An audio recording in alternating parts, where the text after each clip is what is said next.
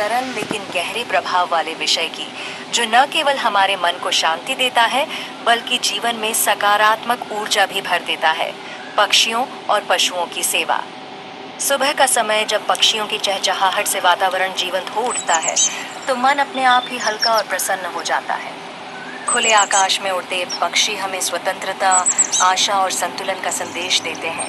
ऐसे में अगर हम उनके लिए थोड़ी सी करुणा दिखाएं, छत पर, बालकनी में या आंगन के किसी कोने में दाना और पानी रख दें, तो यह केवल उनका पेट भरने का कार्य नहीं बल्कि हमारे जीवन में शुभता को आमंत्रण देने जैसा है।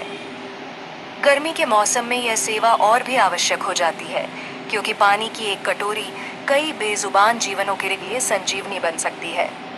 भारतीय परंपरा और शास्त्रों में दान को महादान कहा गया है और जीवों को भोजन व जल देना सबसे श्रेष्ठ दानों में माना गया है। मान्यताओं के अनुसार नियमित रूप से पक्षियों को दाना पानी देने से ग्रहों की अशांति कम होती है, मन की एकाग्रता बढ़ती है और शिक्षा, करियर व संतान से जुड़ी बाधाओं में भी सुधार आता है। घर की छत पर या खिड़की के पास रखा गया दाना पानी घर में सुख समृद्धि का प्रवाह बढ़ाता है और आपसी क्लेश को शांत करता है।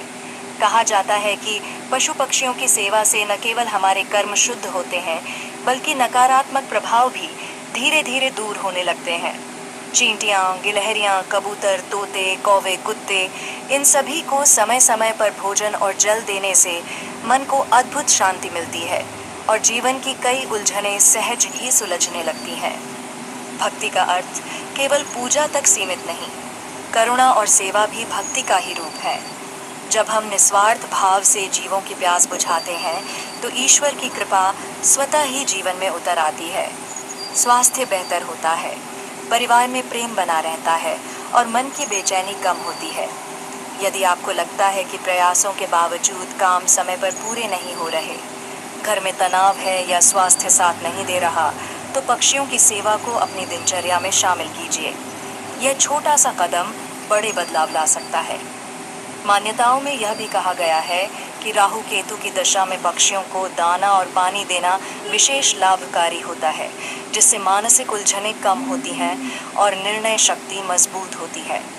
पानी पिलाने से घर में शांति और सामंजस्य बना रहता है, रिश्तों में मधुरता आती है। संतान की कामना रखने वालों के लिए भी यह सेवा शुभ मानी गई है।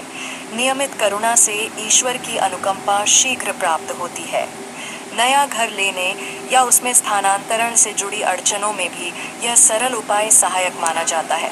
लंबे समय से चल रहे कानूनी मामलों में मिट्टी के पात्र में पक्षियों को पानी रखना मनोबल बढ़ाता है और सकारात्मक परिणाम की आशा जगाता है। यदि कुंडली में शुक्र अशुभ हो तो ज्वार देना, मानसिक शांति के लिए चावल, सूर्य की अनुकूलता के लिए गेहूं, ऐसी परंपराएं हमें प्रकृति से जुड़ने की प्रेरणा देती हैं। कौवे और कुत्तों को भोजन देने से शनि, राहु और केतु से जुड़ी चिंताओं में कमी आती है। गिलहरियों को थोड़ा सा दाना, रोटी या बिस्कुट देने से जीवन की कठिनाइयों को सहने की शक्ति मिलती है और चींटियों के लिए थोड़ी शक्कर या पंजीरी रखने से स्वास्थ्य व मन दोनों को सुकून मिलता है।